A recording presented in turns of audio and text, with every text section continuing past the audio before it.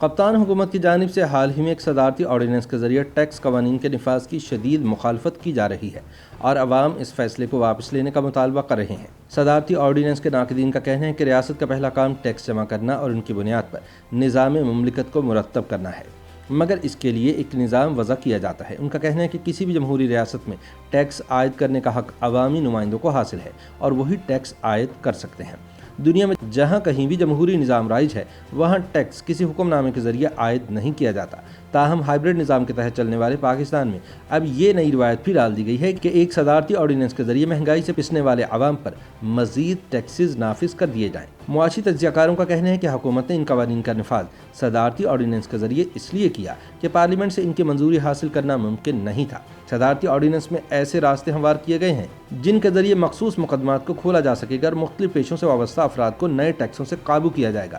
ناقدین کا کہنا ہے کہ ڈمی صدر عارف علوی کے آرڈیننس نے اب ٹیکس گزاروں کو نیب کے رحم و کرم پر چھوڑ دیا ہے۔ یاد رہے کہ نیب کا قیام بظاہر سرکاری اداروں میں کرپشن کے خاتمے کے لیے کیا گیا تھا، مگر اسے اب سیاسی انجینئرنگ کے لیے استعمال کیا جاتا ہے۔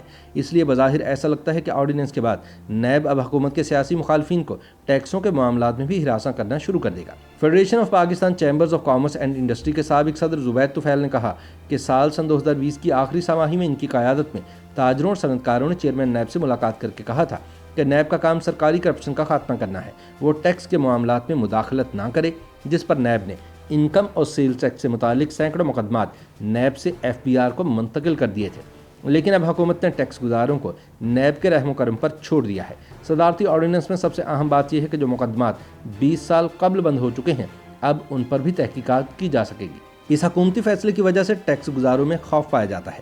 زبید طفیل کے مطابق FBR کا قانون کہتا ہے کہ صرف 6 سال کا ریکارڈ پاس رکھا جائے۔ ایسے میں نیب کو 20 سال پرانے ٹیکس مقدمات کا اختیار دینا سمجھ سے باہر ہے۔ ان کا کہنا تھا کہ یہ قانون سیاسی انتقام کا ایک اور ہتھیار بن جائے گا۔ یہ بھی واضح رہے کہ اگر 20 سال پرانے مقدمے کھولے گئے تو کسی بھی ادارے کے لیے اس سے متعلق ریکارڈ پیش کرنا ممکن نہیں ہوگا، کیونکہ FBR قانون کے تحت ٹیکس ریکارڈ 6 سال تک محفوظ رکھنا ہی لازمی ہوتا ہے۔ علاوہ ازیں اب نیب کو بیرون ملک مقیم پاکستانی ٹیکس دہندگان سے متعلق ڈیٹا تک رسائی بھی فراہم کر دی گئی ہے۔ اب اگر نیب نے بین الاقوامی سطح پر ڈیٹا کو استعمال کرنے کا عمل شروع کیا تو خدشہ ہے کہ پاکستان کو لینے کی بجائے دینے پڑ جائیں گے۔ حکومتی ناقدین کا کہنا ہے کہ بہتر تو یہ تھا کہ جس طرح بے نامی قانون کے تحت FBR میں بے نامی زون بنایا گیا ہے، اسی طرح اس ڈیٹا کا تجزیہ کرنے اور اس پر قانون کے مطابق عمل کروانے کے لیے FBR میں الگ سے زون یا سیل قائم کیا جاتا ہے، بجائے اس کے کہ ڈیٹا تک نیب کو رسائی دی جاتی، کیونکہ اس عمل کی لپیٹ میں بہت سے چھوٹے چھوٹے فری لانسرز اور یوٹیوبرز بھی آ سکتے ہیں، کیونکہ اگر ان کی کوئی بھی ویڈیو امریکہ میں دیکھی گئی تو اس پر امریکہ میں ٹیکس عائد کیا جائے گا۔ نئے صدارتی آرڈیننس میں حکومت نے پارلیمانی ممبران کے ساتھ ساتھ اب سرکاری افسران کو بھی اپنے ٹیکس گوشوارے ظاہر کرنے کا حکم دے دیا ہے، لہٰذا اب سرکاری افسران کو اپنے اثاثے ظاہر کرنا پڑیں گے۔ قانون کی اس شق پر ناقدین کا کہنا ہے کہ سیاستدانوں کے ٹیکس گوشوارے تو پہلے ہی ظاہر ہوتے ہیں، اب حکومت سرکاری افسران کو بھی اس چھلنی سے چھاننے کی خواہاں ہے۔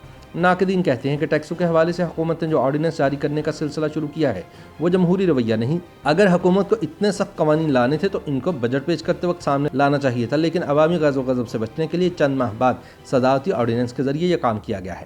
ناقدین کہتے ہیں کہ پارلیمنٹ کے فورم کو نظر انداز کرنا اور عوامی نمائندوں کو ٹیکس کے حوالے سے رائے کا اظہار کرنے اور قانون پر غور کرنے کا موقع نہ دینا کسی طور پر بھی جمہوری رویہ نہیں ہے۔ اس انداز میں ٹیکس کا نفاذ ملک میں بے چینی کا سبب بن سکتا ہے۔ عوام پہلے ہی معاشی حالات کی وجہ سے پریشان ہے اور بڑھتی ہوئی مہنگائی پر سخت گیر ٹیکس قوانین جلتی پر تیل کا کام کر سکتے ہیں۔